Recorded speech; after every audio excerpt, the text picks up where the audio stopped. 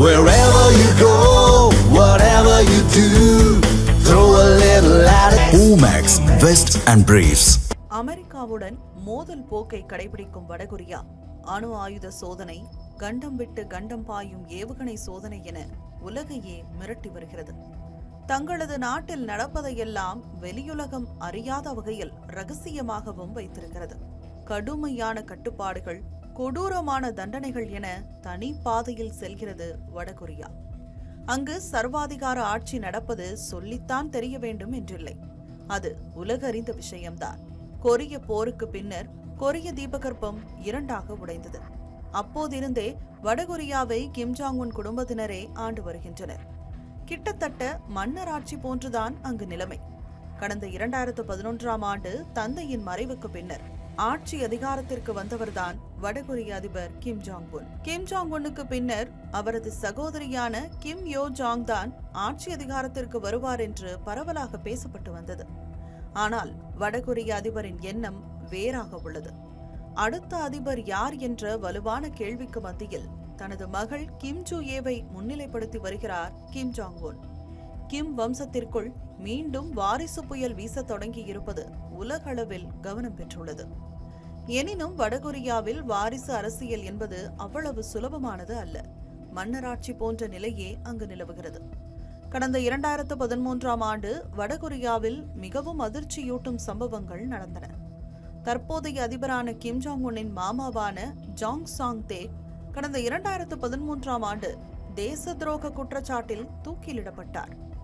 நீண்ட காலமாக நாட்டின் இரண்டாவது நபராகவும் கிம் ஜாங் உன்னிற்கு அதிகாரம் கைமாறிய போது முக்கிய வழிகாட்டியாகவும் இருந்தவர்தான் ஜாங் சாங் தேக். இவ்வளவு செல்வாக்காக இருந்த ஜாங் சாங் தேக் தொழிலாளர் கட்சி கூட்டத்தில் இருந்து வெளியேற்றப்பட்டதாகவும் ராணுவ தீர்ப்பாயத்தால் விசாரிக்கப்பட்டதாகவும் ஊடகங்களில் செய்திகள் பளிச்சிட்டன.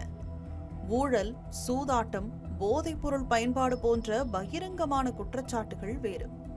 ஆட்சியை கவிழ்க்க சதி என்ற குற்றச்சாட்டை ஒப்புக்கொண்டதால் ஜாங் சாங் தேக் உடனடியாக தூக்கிலிடப்பட்டதாகவும் அதிகாரப்பூர்வமான செய்தி நிறுவனமான KCNA பிரேக்கிங் செய்தி வெளியிட்டது. அவர் வெறுக்கத்தக்க மனித குப்பை, நாயை விட மோசமானவர், தேச துரோகி என்ற வெறுப்பு பிரச்சாரமும் பரப்பப்பட்டன. அது மட்டுமின்றி கிம் ஜாங் உன் தனது மாமாவை நிர்வாணப்படுத்தி வெறி பிடித்த நாய்களுக்கு உணவாக்கியதாகவும் உறுதிப்படுத்தப்படாத செய்திகள் பரவின. ஜாங் சாங் தேக்கின் மரண தண்டனை நிறைவேற்றப்பட்ட நிலையில் பதற்றம் தொற்றிக் கொண்டதால் அவசர பாதுகாப்பு கூட்டத்தை கூட்டியது தென்கொரியா. வடகொரியாவில் அசாதாரண ராணுவ நகர்வுகள் எதுவும் இல்லை என்றாலும் அமெரிக்கா வெளியிட்ட அறிக்கைகளை சந்தேகிக்க எந்த காரணமும் இல்லை என்றும் கூறியது.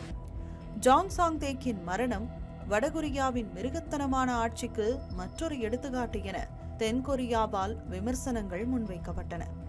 வடகொரியாவின் முதல் நட்பு நாடான சீனா இந்த விவகாரத்தை உள்நாட்டு விவகாரம் என்று விவரித்தாலும் பொருளாதார உறவுகளை வளர்ப்பதில் ஜாங் சாங்கின் பங்கை கருதி கவலைப்பட்டிருக்கலாம் என்று ஆய்வாளர்கள் கூறினர்.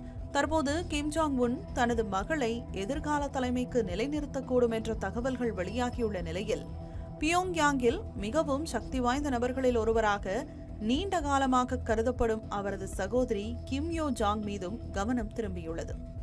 இதனால் பெற்ற மகளா, சகோதரியா, யாரை அடுத்த அதிபராக்கப் போகிறார் கிம் ஜாங் உன் என்ற எதிர்பார்ப்பும் அதற்கான எதிர்வினைகளும் தற்போதே சூடுபிடிக்க தொடங்கியுள்ளன.